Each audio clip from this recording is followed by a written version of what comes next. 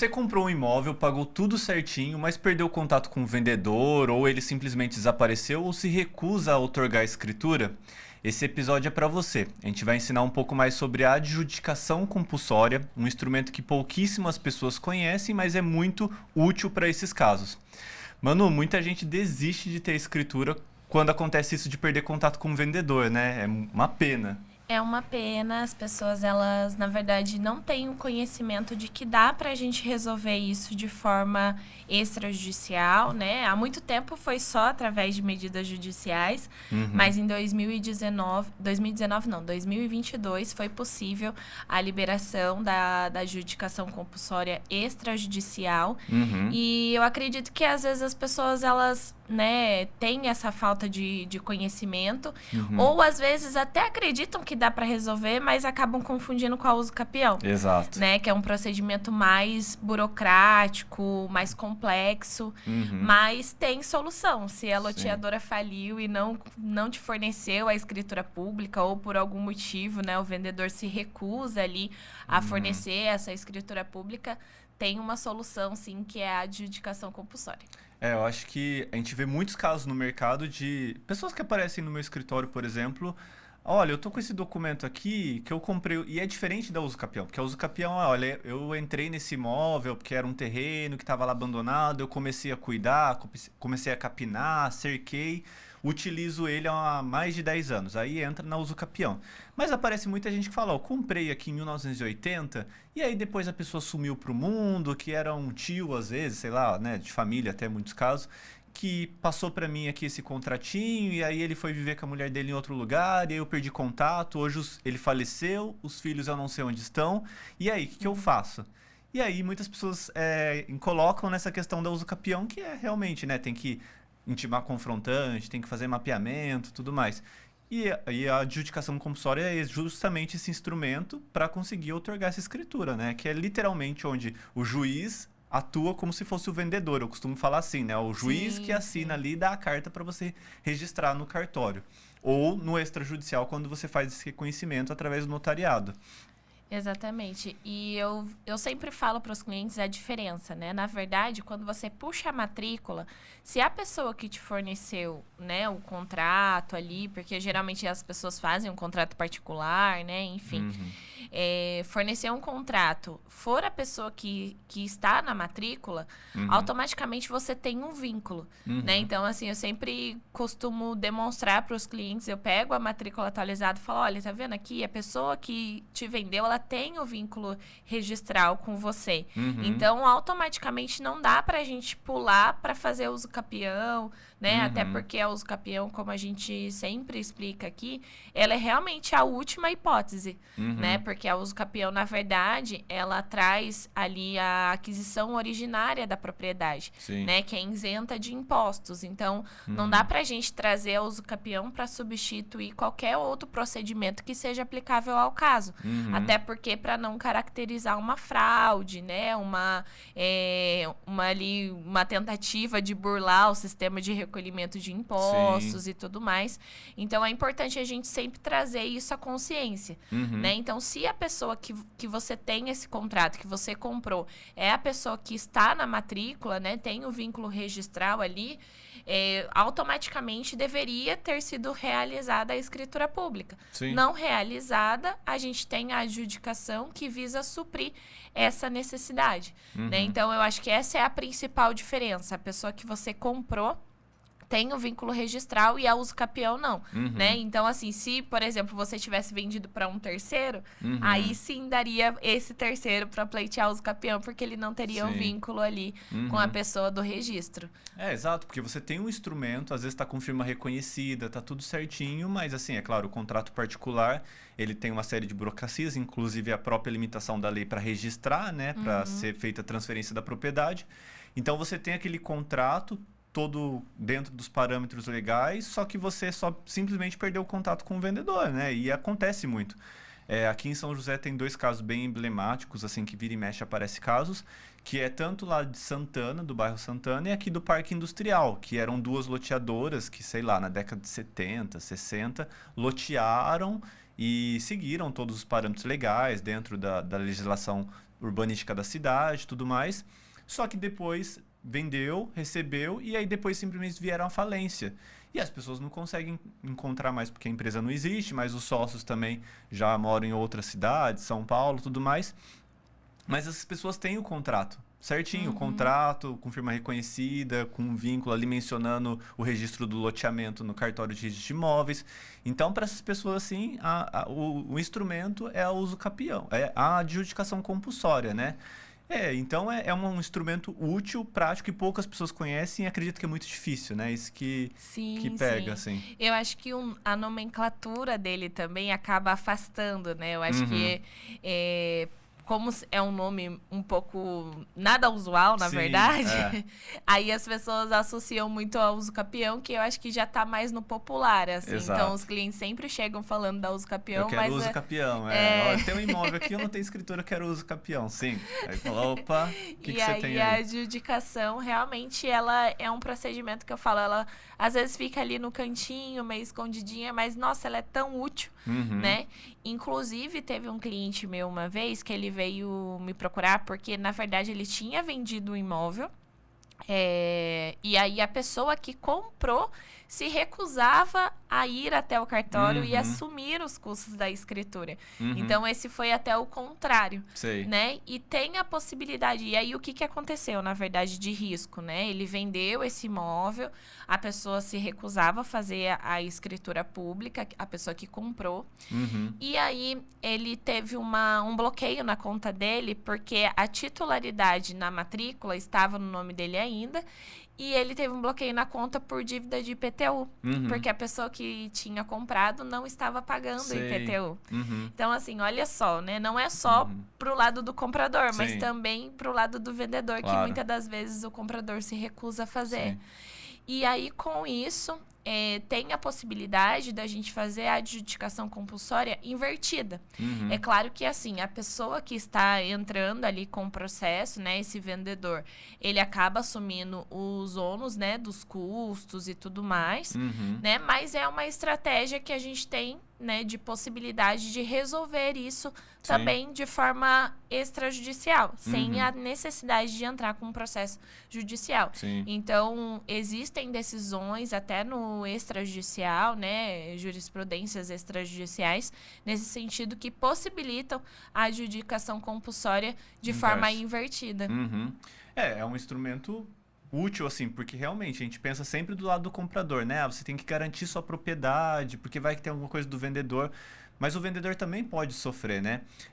Por essas questões, igual você falou. Eu também tive um caso recente que era de uma construtora que ela fez um empreendimento lá em 2012, ela vendeu todas as unidades, e aí normalmente a construtora ela tem ali depois que pega o habites para transferir as escrituras e nem todo mundo procura, né? Porque muito das pessoas às vezes não estão preparadas para o custo da escritura.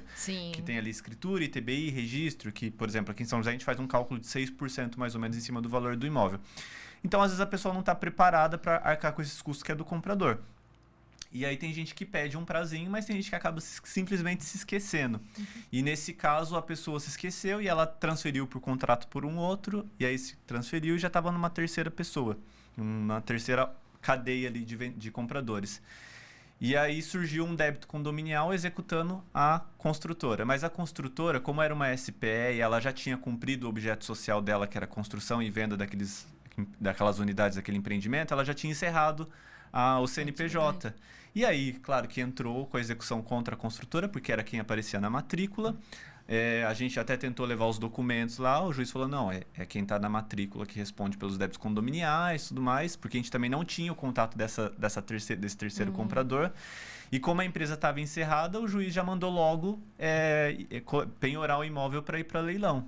Nossa. E aí surgiu uma situação que pra gente, não ia implicar pra construtora, porque tinha uma pessoa lá que era dele a propriedade, né? Já não tinha mais nada a ver com a gente. Só que é claro que a gente se preocupou com os danos que poderiam gerar pra essa pessoa. Será que ela estava ciente? Será que não? A gente tentou entrar em contato com o síndico. O síndico falou, já bati lá várias vezes, ele não atende, a pessoa que morava lá, agora tá um inquilino. E aí ficou nessa situação embaraçosa. Então a gente pensou na adjudicação justamente para entrar e conseguir otorgar a escritura, mesmo que fosse para o primeiro comprador, que foi quem tinha um vínculo com a construtora, quem De tinha o forma contrato, forçada, né? para evitar esse dano para terceiro, porque depois possivelmente também, como pesa aí o Código de Defesa do Consumidor, para depois não vir contra a construtora e falar, vocês deixaram a situação desandar, né? Sim, sim. Mas o legal é falar que da adjudicação, quando ela é invertida, mesmo que o vendedor arque com os custos iniciais ali, a gente já vê muito essa tendência do judiciário também, de no final condenar o comprador a pagar as custas judiciais, reembolsar as custas e os honorários advocatícios de sucumbência. Sim. Porque ele entende que é o princípio da causalidade. Quem deu causa àquela demanda foi o comprador, não foi o vendedor. Ele estava entrando para se precaver. Então tem essa situação de ser reembolsado ainda no final do processo, né? Sim, sim. E é uma medida que a gente, às vezes, né, fica ali com aquela situação embaraçosa, o cliente vem, ele tá perdido, não sabe como resolver e, na verdade, tem os caminhos, né? Então, assim, é uma solução realmente que vai fazer total diferença na prática. E a possibilidade também de fazer isso através do extrajudicial, eu acho que é uma grande, né, foi uma grande inovação. Sim. Né? Até porque o extrajudicial, a gente consegue levar os documentos ali, no máximo uns 6, 5 meses ali, já tá finalizado. Mas como você tem visto essa tendência? Porque eu vejo os cartórios muito fechados hoje em dia para essas medidas extrajudiciais, né? Quando eles não têm ali a certeza. E nesse caso, gera muita desconfiança a princípio do contrato ser um contrato burlado, né? Um contrato criado ali. Aí você vê os cartórios tem alguns adotando. tabeliões que eles são menos conservadores, eu digo. Tem lá em Jacareí, infelizmente, são mais conservadores, mas já cheguei a ver outras cidades que fazem. Inclusive, em São Paulo, num curso que eu fiz, várias pessoas já tinham feito e tal. Então, eu acho que, assim, quando o tabelião ele tá um pouco inseguro ou ele realmente tem esse perfil mais conservador, a gente tem mais dificuldade. Então, o papel do advogado realmente é, né, ter provas robustas ali e ter uma reunião com o cartório para a gente poder conseguir realmente firmar ali a estratégia mais adequada do caso. Mas eu já vi, sim, já até cheguei a fazer orçamentos assim para clientes meus aqui em cartórios aqui da região. Jacareí, infelizmente, ainda não faz. Aqui em São José, eu não sei.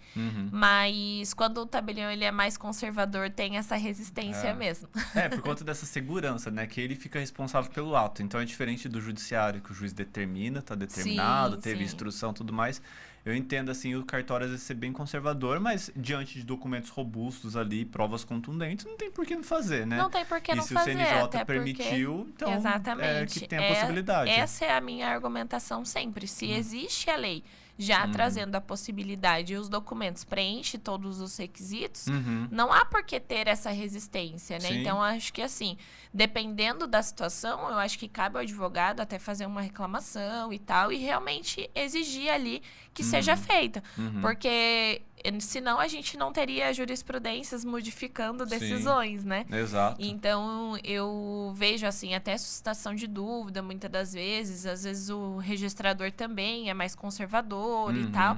Mas aí o advogado ali desenvolvendo a estratégia e a tese aplicada ao caso e tendo os documentos suficientes ali para comprovar o direito do cliente, eu acho que vale a pena realmente bater nessa tecla. Até porque eu entendo exatamente isso. Se o CNJ, né, o Legislativo, visse que é uma situação de insegurança que pode gerar muitas fraudes, não teria essa possibilidade do extrajudicial, deixaria tudo a cargo do judiciário. Se tem, é porque é possível, né? Então, assim, por que impedir com documentos ali? Mas é legal também no judiciário, eu já vi casos onde o juiz exige a prova da recusa, né? Assim, acontece muito. Você já pegou um caso assim? As que eu fiz não exigiu prova da recusa, não. Mas eu sempre aconselho, se sabe, né? Manda uma notificação, um telegrama, alguma coisa nesse sentido, pra gente poder realmente não deixar essa prova vazia, né? Eu cheguei a fazer a adjudicação compulsória já até faz bastante tempo a minha primeira adjudicação que eu fiz foi judicial também. E, na verdade, o que a loteadora até existia, mas ela se recusava a fazer a escritura. E aí, a gente conseguiu um contato na época de uma pessoa que representava, porque, na verdade, ela já tinha encerrado as atividades, mas tinha um escritório, assim, que dava, né, para ter ali, para fazer para fazer a escritura. Mas eles se recusavam e queria cobrar uma taxa absurda do cliente para poder fazer um documento, sendo que a cliente já tinha quitado tudo. E era uma obrigação. E era uma obrigação, exatamente. Então, assim, não tinha necessidade daquela taxa absurda. Mas como ela tinha uma postura no mercado, assim, realmente, vamos dizer assim, eles infelizmente enganavam as pessoas mesmo, né? Então, sim, agindo de má fé mesmo. Agindo de má fé. Acontece muito. E vários lotes, assim, às vezes eles vendiam para uma pessoa e depois vendia para outra. Então, assim, eles não tinham idoneidade no mercado. Entendi. E no judiciário também, porque tinha algumas ações civis públicas também contra eles. Então, eles já tinham essa postura realmente de sem prejudicar os consumidores. Então, quando a gente levou isso para o judiciário, eu acho que como o judiciário já sabia da postura dessa empresa, eles realmente não exigiram a recusa. Mas teve várias, assim, notificações, a gente não conseguiu encontrar e foi citação por edital. Então, acabou demorando um pouquinho mais, mas o cliente tinha justiça gratuita nesse caso. Então, assim, todas as custas saíram isentas e aí a gente conseguiu fazer o registro. Mas aí o cliente sempre fica aquele negócio, né? Aquela sensação. Cadê a minha escritura? Eu falo, olha, a escritura, aquele papel do cartório, você não vai ter. Mas essa sentença aqui, né, que muitas das vezes é impressa na folha de sulfite, o cliente... Não, gera muito essa confusão, porque eles estão acostumados com a escritura, aquele papel verde, né, que vem do cartório, timbrado. E aí, quando sai uma sentença, que é uma folha de sulfite, e agora, inclusive, o juiz nem menciona, às vezes, a propriedade, não, ele só menciona, conforme folhas tais, registra-se através do digital, inclusive. E aí isso gera essa insegurança. Eu falei, não, mas vai lá e pede a matrícula atualizada. Daí conseguiu registrar a carta, tudo de sentença. E aí registrou, saiu a matrícula atualizada, perfeito. Mas eles ficam, né? Como assim? Mas cadê? Cadê a minha escritura? Não, exato. Mas essa questão da recusa, você bem lembrou. Esse caso, por exemplo, que eu dei desses 2 bairros aqui de São José, que são casos que tem muitas ações na justiça, normalmente quando entra com a ação já coloca ali os precedentes das ações anteriores. Ó, em todos esses casos a loteadora não compareceu. Então já tem aqui uma prova. Mas eu acho que é legal essa questão da recusa também, bem você falou, eu também sempre tento essas medidas antes. Notifica, manda um telegrama para justamente também não ter perder tempo no judiciário, numa demanda judicial que não precisaria, né? Porque muitas vezes a pessoa simplesmente não tem contato ou não falo mais com ele, então não quero ir atrás dele para fazer escritura. E aí, quando você vai no judiciário, o judiciário cita, né? Porque, lembrando que é um processo de conhecimento, então ali tem instrução, a pessoa pode contestar também, o juiz pode pedir audiência de conciliação e tudo mais.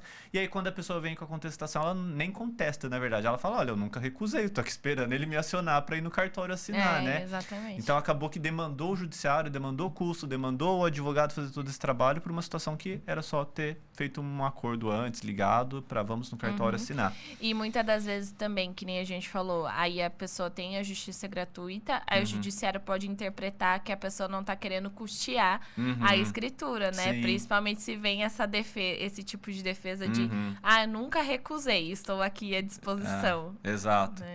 Tem essa diferença também, já falando dos custos, né? Porque no extrajudicial é possível, mas você tem que pagar ali os emolumentos e tal. Tem uma possibilidade de benefício ali de gratuidade também, mas segue uns parâmetros mais burocráticos que no judiciário, né? Você tem que ter lá a certidão do município, falando que é pessoa de baixa renda e tal. Mas no judiciário consegue mais fácil a justiça gratuita, mas desde que você entre para reconhecer um direito exatamente, né? Tipo, olha, não tenho mais contato e preciso que a justiça me ajude com isso. E não tenho condições financeiras de arcar. Porque se o juiz perceber, ele vai, né? Tem até as possibilidades de condenação de má fé ali e tudo mais. Exatamente. Então, tem essas diferenças de custo. Mas sempre lembrando também que o ITBI sempre incide, né? Acho importante lembrar isso. O ITBI, que é o imposto, né, sobre sobre a transmissão ali, o imposto municipal. Então, automaticamente que vai ter essa transmissão da propriedade, vai incidir o ITBI, né? O ITBI, ele só não incide realmente na hipótese de uso capião.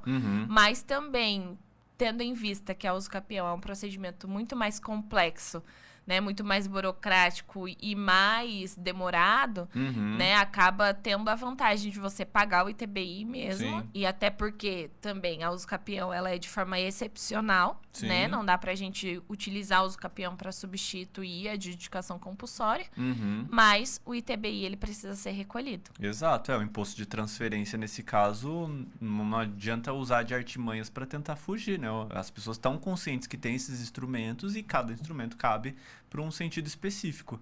Então, muitas vezes também as pessoas confundem, eu já vi, porque nem sempre o juiz pede ali o ITBI. Nos 2 casos que eu fiz, o juiz não pede o ITBI no processo, né? Você tem que apresentar no registro. No registro. E aí, às vezes, a pessoa esquece, ela acha que só com a carta do juiz já levou para o cartório e registrou. E não é bem assim.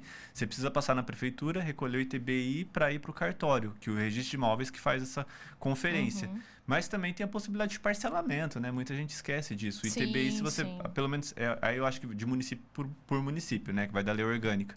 Mas aqui em São José, por exemplo, eles parcelam, acho que até 6 parcelas. É claro que o registro fica pendente, mas porque ele só registra quando você tiver a carta de quitação. Né? Mas você tem ali mais 6 meses, quitou, parcelou, registrou. Então, assim, realmente não tem por que não fazer, né? Sim, sim. Agora já apareceu alguns casos para mim que realmente, assim... olhando a situação, o uso capião era mais viável, né? Às vezes era parte ideal de um lote maior, porque, por exemplo, a loteadora sequer fez o processo de loteamento, ela fez o parcelamento irregular do solo, vendeu os lotes e tá há anos lá, então a pessoa tem o contrato, mas às vezes o uso capião é a melhor hipótese, né? Sim, sim. Nesse caso, a uso capião é a melhor hipótese mesmo, porque a gente não tem a matrícula individualizada ali, né, do imóvel. Então, assim, é isso que sempre precisa ser analisado. Se tá tudo certo para fazer a escritura e a gente tem a recusa, a adjudicação. Agora, se tem algum embaraço ali, não tem matrícula individualizada, você não tem o vínculo com a pessoa que está na matrícula, ou então você tem parte só sobre o imóvel, né, não é a totalidade ali daquela área que está representada na matrícula, você tem que optar por uma outra via que, claro, né, nesse caso vai ser a uso capião mesmo e não a adjudicação compulsória. Eu já vi casos de advogados que entraram com a cliente e falou assim, ele veio, eu me consultei e tal, queria regularizar meu imóvel, e aí eu entrei com uma uso capião, e aí quando você vê é caso de adjudicação, aí você fica assim, nossa... Que sacanagem, né? Sim. E aí a gente não pode falar, né, mal do colega, nem do trabalho, nem julgar ali. Mas aí você fica, nossa, faltou aqui um pouquinho mais de expertise, né? De especialidade no direito imobiliário para saber. Por isso que às vezes as pessoas ficam assim, uso capião eu faço, uso capião eu faço. Mas, gente, precisa ter a especialidade, né? Porque às vezes não é uso capião, nem tudo é uso capião. Eu acho que as pessoas no mercado têm muito essa ideia de que a uso capião ela resolve qualquer problema. Desde que de forma excepcional. Realmente, ela resolve muitas coisas, mas desde que ela seja a última estratégia a ser seguida. Sim. E é uma pena quando esse pensamento vem justamente dos advogados que se dizem do direito imobiliário, né? Assim, exatamente. Já vi advogado que desconhece a adjudicação e, eu sou especialista em direito imobiliário, e todo caso que vem vai para uso capião.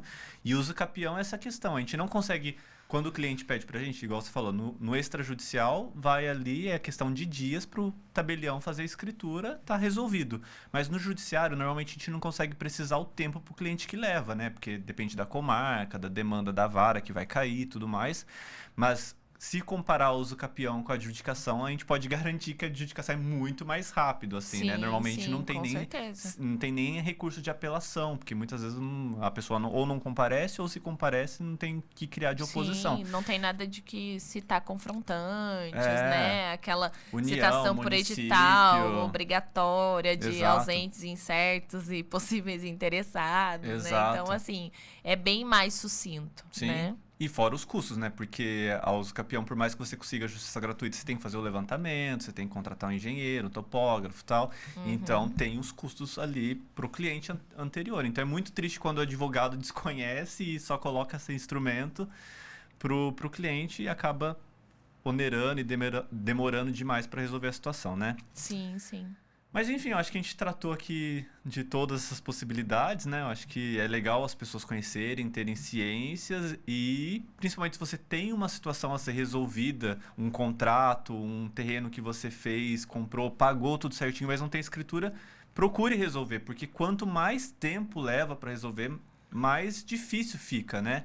E o que a gente mais vê é a situação de terrenos irregulares, que depois de anos já se perdeu a situação, e aí para o advogado, para o judiciário reconhecer é muito mais difícil por um contrato antigo. Principalmente quando tem um falecimento, né? Aí Sim. acaba sendo mais burocrático ainda. Às vezes tem que citar todos os herdeiros e tal, então pode agravar muito mais a situação. Então, quanto antes resolver, é melhor. Manu, é isso, mais um episódio. Muito obrigado por compartilhar conosco seus conhecimentos. Eu que agradeço. É sempre muito bom falar sobre regularização imobiliária. Não é? A gente sente realizando também, assim, não o sonho da pessoa, mas assim, deixando a situação da vida dela mais correta, né? Porque a gente vê tanta gente com uma situação imprecisa de vida. Ah, eu comprei, mas eu tenho só um contrato. Sim. Não sei, gera aquela insegurança. Será que um dia o proprietário pode voltar e querer falar que eu não paguei? E, pô, você tem tudo, é só resolver. Eu sempre dou os parabéns para os clientes quando a gente finaliza uma regularização. Fala, olha, parabéns, agora o imóvel é seu, Sim. realmente. É né? igual... A pessoa fica até emocionada, assim. Parece que realmente sai aquele fardo, né? Sim. Das costas dela. Você tem um título de propriedade, né? Que isso que é importante. A segurança, exatamente. Mas é isso, pessoal. Mais uma vez, obrigado por estar aqui conosco e até o próximo episódio.